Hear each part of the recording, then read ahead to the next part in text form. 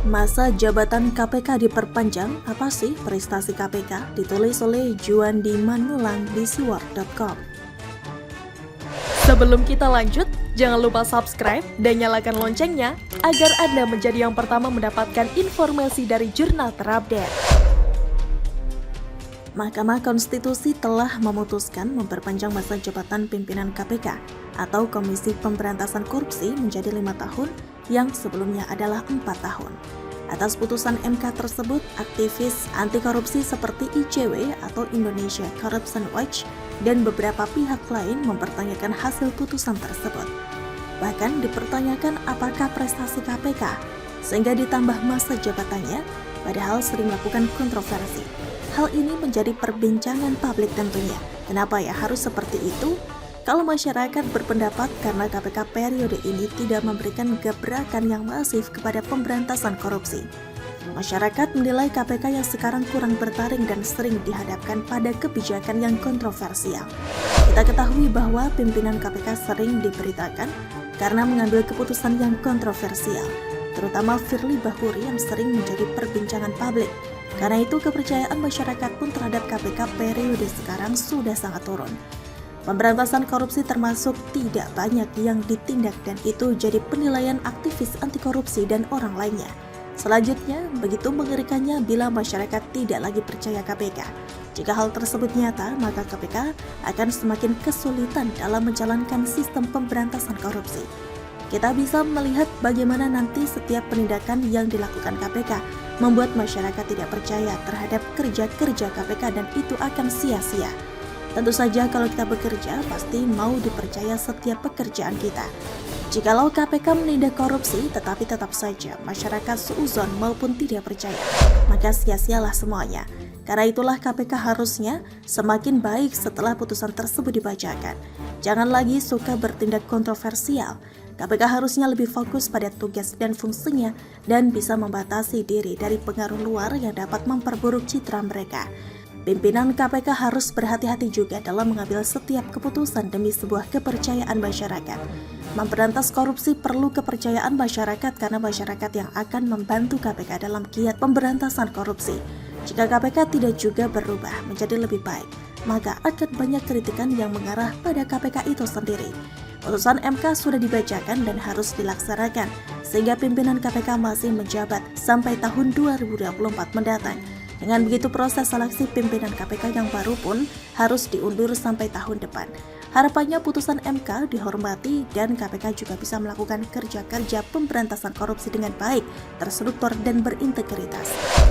Saatnya pimpinan KPK menunjukkan dirinya sebagai lembaga anti rasuah terbaik dalam pemberantasan korupsi. Selain itu, saatnya KPK mendengar masukan dan tanggapan masyarakat terkait adanya dugaan korupsi di kalangan pejabat negara maupun di masyarakat. Semoga saja ke depannya KPK dapat menjadi lebih baik dan lebih berani lagi menindak koruptor. Bagaimana menurut Anda?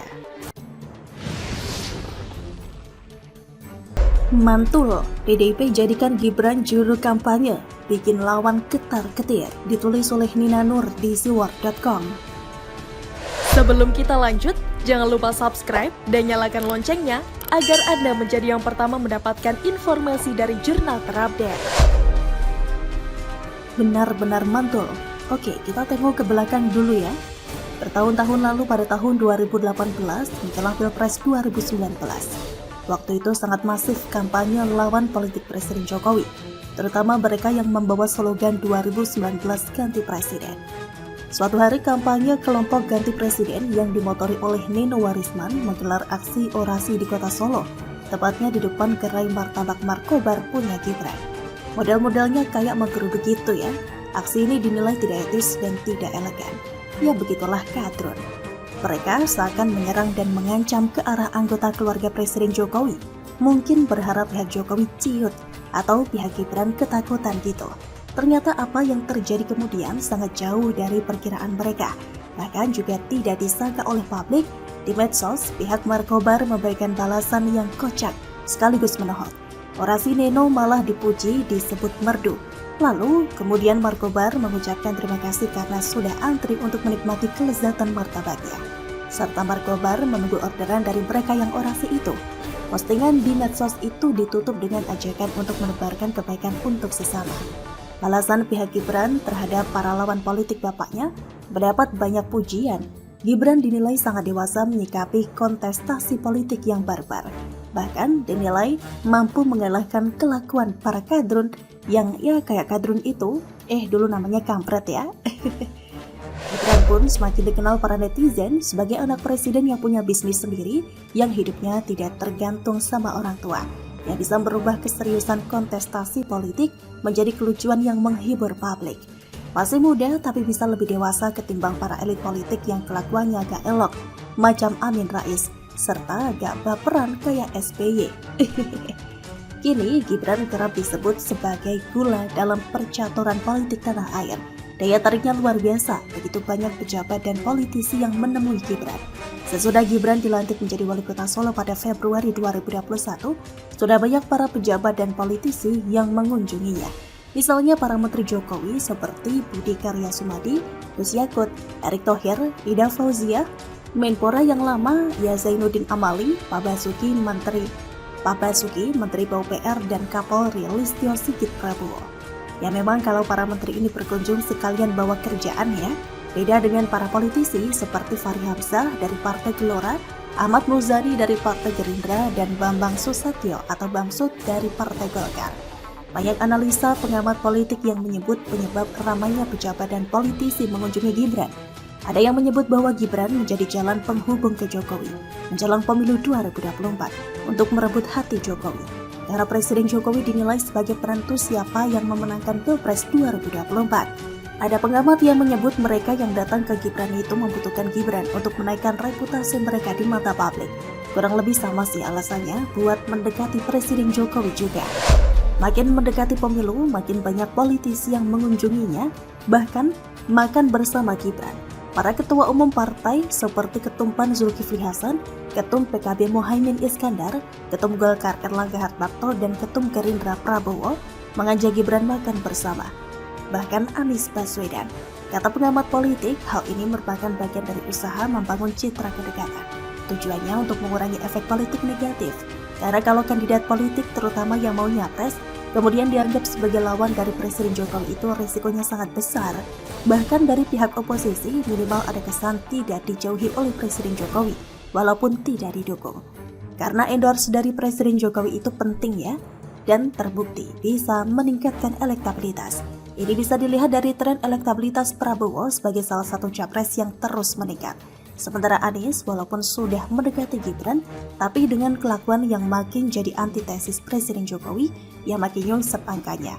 Ada cerita menarik soal politisi yang ingin terlihat dekat dengan Gibran ya. Baru saya baca hari ini. Malam minggu lalu di Solo berlangsung konser Dewa 19. Ahmad Dhani, musisi Dewa 19, yang juga seorang politisi, dia kan mau nyalek ya di 2024. Nah, dari panggung konser Dewa 19, Ahmad Dhani mengutarakan keinginannya untuk diundang ke rumah Gibran seperti Prabowo. Namanya mau nyalek ya, jadi nampaknya Ahmad Dhani ini lagi berusaha untuk terlihat akrab dengan Gibran. Lalu apa jawaban Gibran? Ditanya awak media, Gibran gak bilang ya atau tidak, tapi Gibran menjawab bahwa dia gak ngefans sama Dhani. Rupanya Gibran sudah mulai menyeleksi para politisi yang bisa memanfaatkan dirinya. Oke, lanjut ya. Bicara soal elektabilitas, survei Litbang Kompas menunjukkan bahwa Prabowo unggul di kalangan generasi Z yang berumur 17-26 tahun. Prabowo juga unggul di kalangan generasi Y atau yang berumur 27-41 tahun. Sementara Ganjar Pranowo unggul di generasi X umur 42-55 tahun dan generasi Baby Boomers umur 56-74 tahun.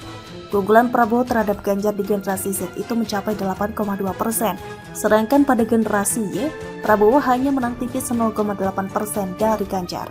Sepertinya Ganjar harus lebih diekspos ya di generasi muda. Kalau Prabowo sih memang sudah dikenal duluan sebagai capres karena ikut Pilpres 2014 dan 2019. Nah Ganjar nih yang belum dikenal sebagai capres di kalangan generasi muda. Belum begitu populer ya, padahal katanya generasi Z ini termasuk generasi yang cukup apatis terhadap politik. Perhatian mereka kurang terhadap politik, ini tantangan tersendiri buat Ganjar Pranowo. Selain harus intens berinteraksi dengan mereka, Ganjar harus didukung oleh juru kampanye yang dikenal oleh generasi ini. Saya kira ini adalah salah satu alasan mengapa PDIP akhirnya memberikan tugas ke Gibran sebagai juru kampanye buat PDIP dan buat Ganjar tentunya. Menurut Gibran, mandat ini sudah disampaikan oleh Ketua Tim Pemenangan Pemilu PDIP, Puan Maharani, kepadanya ketika mereka mengadakan pertemuan di Solo pada hari Sabtu lalu, 27 Mei. Jadi ada beberapa tugas yang diberikan Puan ke Gibran, intinya ya untuk memenangkan PDIP. Ditunjuknya Gibran menjadi juru kampanye PDIP ini terasa sangat masuk akal ya, bahkan boleh dibilang sebuah langkah yang super strategis. Keberhasilan anak itu kan juga jadi simbol keberhasilan orang tua. Gibran sudah berhasil secara mandiri, dari segi bisnis maupun dari segi karir politik. Artinya Gibran tidak ada kesulitan ketika mengkampanyekan dirinya sendiri, karena dia sudah punya prestasi dan hasil kerja yang nyata.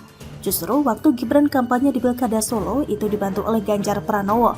Sekarang gantian Gibran yang bakal mengkampanyekan Ganjar Pranowo di ajang Pilpres 2024. Saya yakin kampanye Gibran akan seru, kreatif, dan inovatif. Seseru promosi Markobar dulu yang sanggup mengalahkan aksi ganti presiden di mata publik, gitu kan? Saya kira Gibran bakal menjadi juru kampanye yang efektif buat PDIP dan Pak Ganjar ya. Kita doakan sukses tentunya. Kura-kura memang juara. Bagaimana menurut Anda?